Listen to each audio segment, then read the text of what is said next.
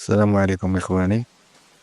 هذا الفيديو هو عبارة عن استذكار لحدث تاريخي مؤلم يبان العشرية السوداء شهدته ولاية بشار، تحديد دائرة بني والنيف، أواخر العشرية السوداء سنة 1999 تحديدا.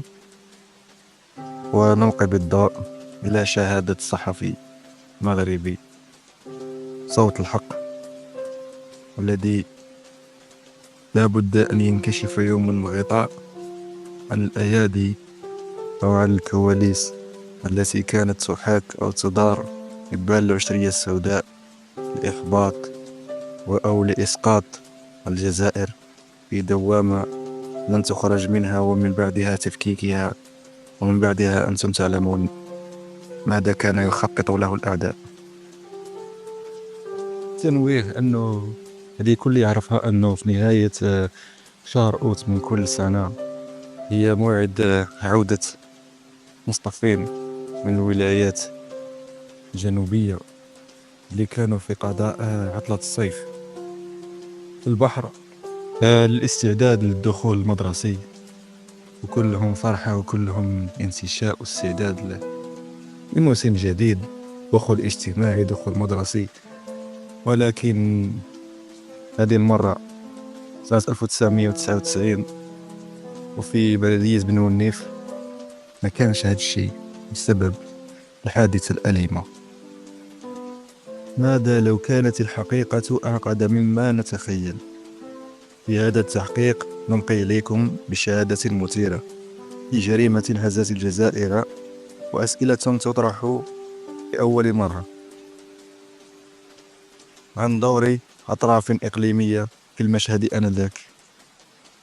في 15 أوت من سنة 1999 بلدية بن والنيف تحديدا، في الطريق الوطني الذي يربط ما بين بلدية بن والنيف وولاية بشار الجزائريتين، وقعت هنالك مجازر أليمة لجماعات مسلحة تندس من مناطق حدودية تخلف وراءها عشرات الضحايا.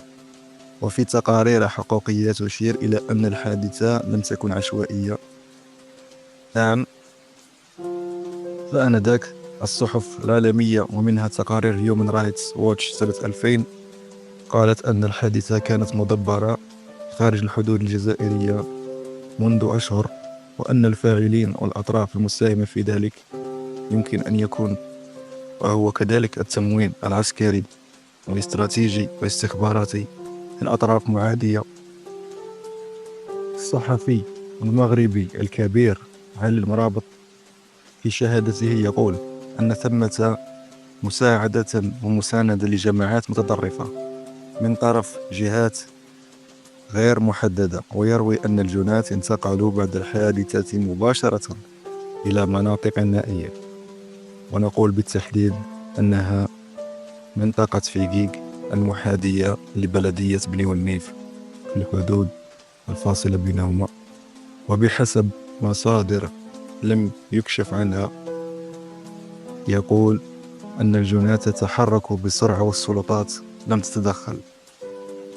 في شهادته يقول هذا، ولكن أقول كشاهد على العصر آنذاك أن الجناة انتقلوا بطائرة مغربية فور انتهاء مهمتهم الإجرامية الدموية الخبيثة.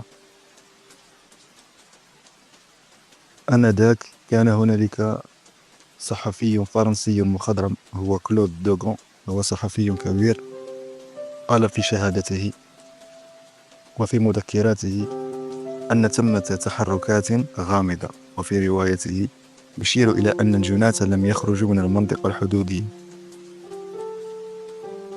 وقال أيضا مصادري الخاصة أكدت لي أن الحادثة لها أبعاد أكثر عمقا، وطبيعي أن الجهات الرسمية المغربية والمخزن سيهم في ذلك، خاصة بعد انكشاف المخطط داخليا وخارجيا، ونفت كل علاقاتها بالحادثة. لكن بعض المحللين يرون أن الحقيقة قد تكون مدفونة تحت رمال الصحراء. وأخيرا لا تنسوا الاشتراك ومتابعة القناة لنواصل في هذا المحتوى. هي الجزائر.